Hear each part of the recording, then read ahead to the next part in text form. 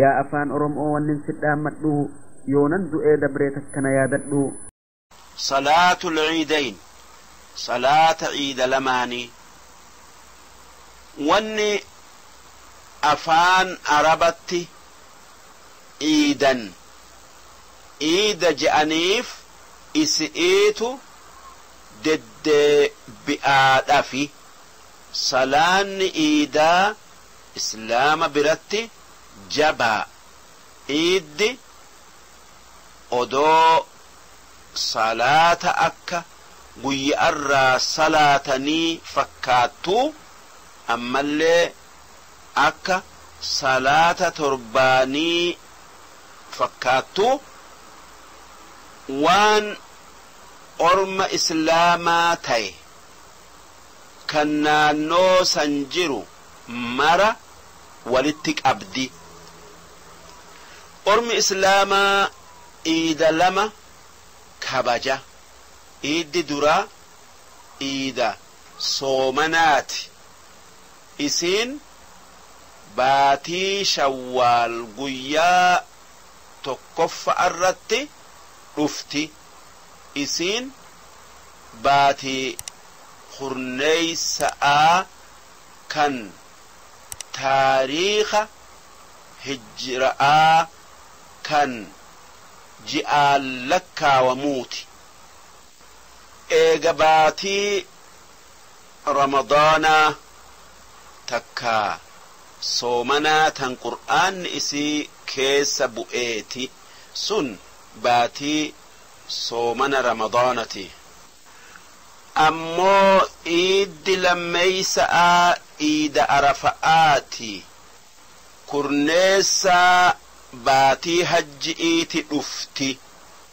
isiin dhuma amataa kan hijra'aati. eega hajji irraa raawwatanii yookaa irra hedduu dalagaa hajji'ii guutanii dhufti. ciiddi lamaan islaamni kabaju kun waa hunda keessatti kan hiriyaa hin qabne kan diin biraa tokkollee keessatti ammallee aadaa walitti qabamaa kan siyaasa'aa yookaa taliga'aa tokkollee keessatti hiriyaa hin qabne. maaliif ciiddi lachuu eega ibaadaa rabbii gugurdo irraa raawwatanii dhufti. ciiddi soomanaa eega baatii guutuu ibaadaa soomanaa keessa taa'anii dhufti. ciiddi arafa'aa eega ibaadaa hajji'ii guutanii dhufti. ibaadaa hajjiidhaa tan muslimni addunyaa gadhiisee yaaminsa rabbii owwaatuu mul'iftu kan warraa fi joollee biyya isaa rabbii je'ee dhiisee deemee makka dhaqee ibaadaa hajji'ii godhu. lammaffaa ciiddi lamaan tun guyyaa rabbiif galata galchu'uu kan islaamni hundi isa keessatti walitti dhufu jaalala obbolummaa'aatiin wajji galata rabbiif galchu'uuf jecha sababaa inni ibaadaa soomanaati fi hajji'ii isaan qunnamsiisee ficcisiiseef jecha.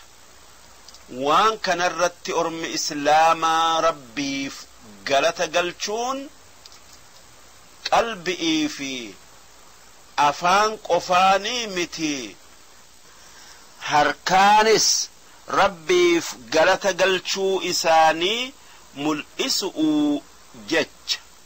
zakaa soomana furu'uu deega'aa fi warra haajama arra qoodanii gammachiisan iida fitri'ii keessatti akkasuma warri hajjii fixes waaqaleeti foon warra waan qabnerra qooda makka keessatti akkasuma ormi islaamaa kan addunyaa hundi waaqaleeti warra waan qabne quubsa akkanatti sadaqaa hiru'uu fi foon qoodun kun asxaa iidati akkanatti qalbiidha fi harkaan waa kennu'uun galata rabbiif galchuun waaqaf qalbii qulqulleessanii gabrootan isaa warra waan qabneef harkaan waa kennanii galata isaaf galchuun islaama keessatti malee hin argamtu. sadaffaa iiddi hundi waan biraatii miti guyyaa yaadanna'aati. isaan lamaan guyyaa zikri'iiti. ormi islaamaa hogguma hunda rabbii isaaniti yaadatan guyyaa irra guddaa gammachuu isaanillee rabbii isaanii waan isaan hin malle hundarraa qulqulleessuu isaanii isa faarsuu isaanii kennaa yookaa qananii rabbiin isaanii kenne takka isaan badhaasirratti galata isaa galchuu akkasuma guyyaa iidaa keessa warra isaanirraa du'e hunda yaadatanii araara rabbii isaaniif barbaadan akkasuma guyyaa iidaa warra waan qabne yaadataniiti gargaaran akkasuma warra dhukkubsatu yaadataniiti ziyaaran. tanaaf jecha ma'anaan yaadannaadhaa iida keessatti wasana hin qabu inni haala jiru hundaaf bal'ata. afraffaa ammas guyyaan iidaa guyyaa mirgaan galatu'uuti guyyaa mooyanna'aati. namni ibaadaa rabbii godhee soomanee shayxaana fi nafsee isaa injifate qalbii mooyanna'aatin iida afaan bayee dabaala. namni waan isarra jiruun dhaabbatee dalagee rabbi jaalachiise inni mirga qaba. inni akka lubbuu isaa heerarraa bayuu dhoowwuu dandayu ragaa dhaabee jira. inni nama mi'aa jiru'uu tan heerarratti jaaramte dhandhame. maalif namni ibaadaa rabbii godhuudhan akka itti lubbuu ifii harkatti deeffatee heerarratti ittisu bare waan dilii ta'e kan lubbuun itti isa kaaftu jalaa baya. akkasuma soda'aa fi waan gadigaloo akka hisdi'ii waanyo'oo ammallee bololaa xiqqeenyaa waan badduu lubbuun itti nama kaaftu hunda jalaa baya. Tanaaf jecha inni hoggaa iida godhu mooyannaa isaati bilisummaa isaa tan iiddi mul'isuudhaa dhufte dabaala. Tanaaf guyyaan iidaa guyyaa mooyannaa ta'e. Shanaffaa guyyaan iidaa hundi guyyaa haammannaati, guyyaa oomishaati. Ormi islaamaa warri dhuga'aan dalagaa rabbiin itti ajaje guutee dalage marti guyyaa iidaa sawaaba dalagaa isaaniti muratan yookaa fudhatan. Akkasuma ummanni gargaarsa warra dandayurraa walitti qabee obboleeyyan isaanii warra haqa godhatuu kenna. Karuma ta'eenuu haa ta'uu rabbiin kennaan isaa bal'oo keessattuu warra obboleeyyan isaanii gargaaruuf yaaddayuuf. Namni guyyaa iidaa waan namaaf kennu hin qabne nama isaa waa kennu hin dhabu. Warra islaamaa kan tola namaaf oolurraa waan argatu hin dhabu. Akkasitti guyyaa iidaa dureeyyi'ii fi hiyyeeyyin gammachuu iidaa dhandhamanii jaalala rabbii argatuu keessatti wal qixxaatan. Tanaaf jecha guyyaan iidaa guyyaa haammannaa gaari'iiti. Guyyaan iidaa guyyaa araaramaati. Guyyaa rabbiin dilii namaaf dhiisu. Guyyaa iimaanni namaaf ida'amu. Rabbiin guyyaa iidaa warra toleef rahmata godhee isaaniif araaramuu if qabsiisee jira. Nama baay'ee akkanatti salaatee gara rabbii deebi'u kana keessaa namni hammeenya obboleessa isaatiif qabu yoo jiraate qaanfatee hammeenya sanirraa deebi'uu hin oolu. Karaan hammeenyaa itti hadhaaye, karaan gaarin itti mi'aaye. Warra gaari'iin doggomuu hin oolu. Jaalala waan warri tole guyyaa iidaa argatu'uu jecha qalbii isaa qulqulleessee nama isatti balleesseef dhiifama godhee. Maaliif inninuu balleessaa rabbitti balleesseef dhiifama barbaadaa.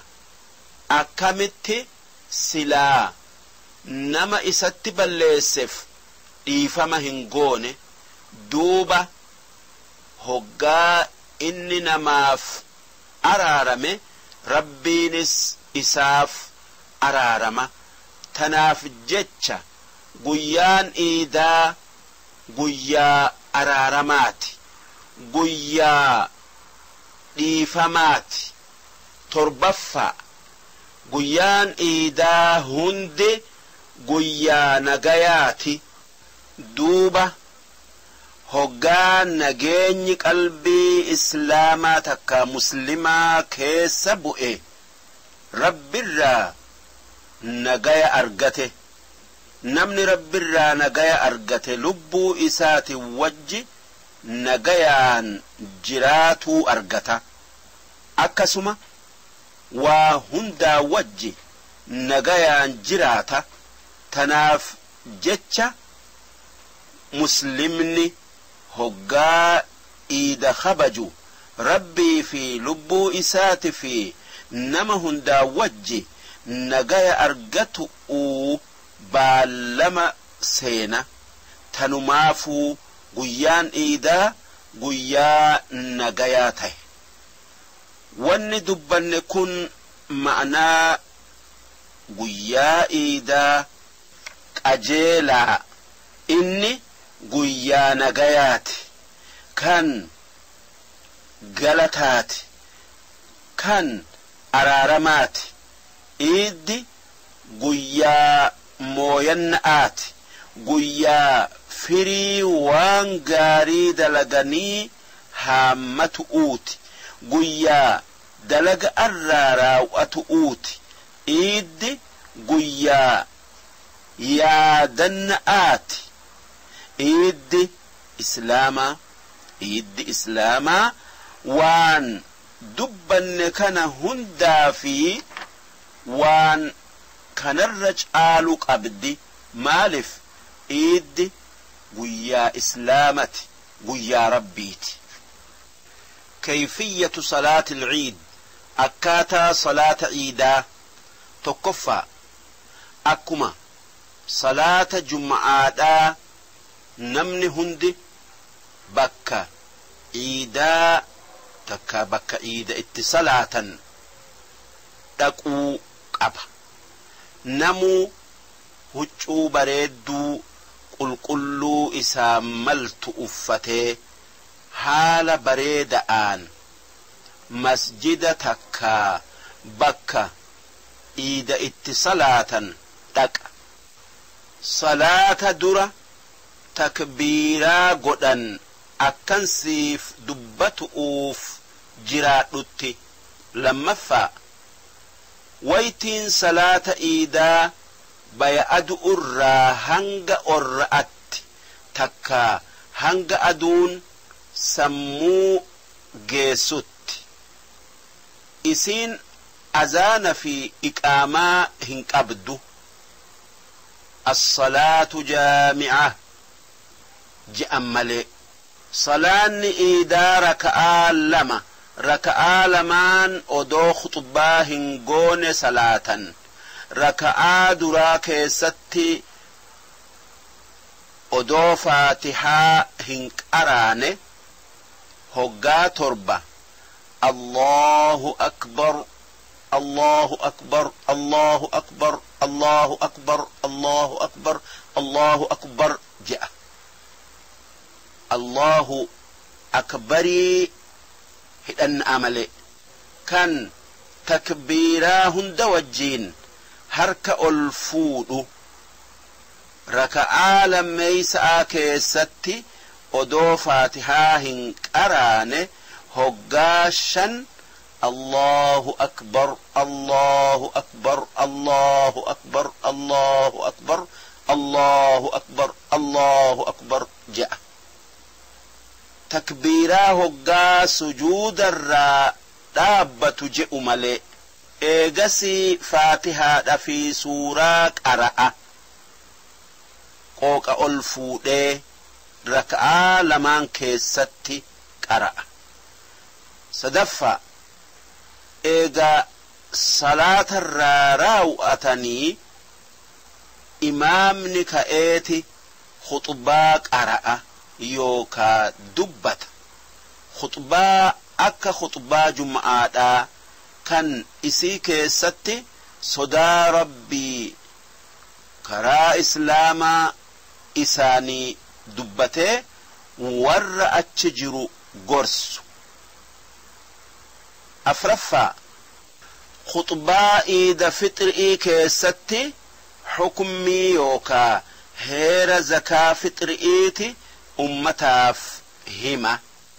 Zakaan nama soomana soomanee irraa bayirratti wajabdu suguda tokko midhaan irra hedduun warra biyyasanii nyaaturraa takka gatii sugudaati warra waan qabne kenna yoo midhaan san dhabe takka nyaata nama quubsu nyaachisa akka ulamaan gariin je'anitti namni zakaan fixrii irratti wajabdu yookaa kenna atti dirqamu nama muslima tahe kan baatii ramadaanatii fi baatii shawwaalirraa waa dhaqqabate kan zamana ramadaanni dhumuu fi yeroo shawwaal baatiin ramadaana boodaa jalqabamtu jiru nama yeroo san jiru jechu inni ifirraa kenneeti nama nafaqaan isaa qallabni isaa isarratti wajabdurraayis kenna wanni irra caalu zakaa odoo salaata iidaa hin salaanne warra waan qabne kennu'u akka inni guyyaa iidaa gammachuun jalqabuuf jecha ammoo yoo ramadaana keessa baases ni gaya shanaffaa khutbaa iida arafa'aa keessatti heera udhiya'aati heera waan qalaniiti ummataaf ibsa guyyaa iida arafa'aa namni islaamaa kan dandayu marti gaala fi looni fi re'ee yookaa hoola arraa waan foon isi'ii fafan qabne qaluun ni barbaadama warri tokko yoo re'ee takka qale ni gaya gaalli tokko yookaa loon tokko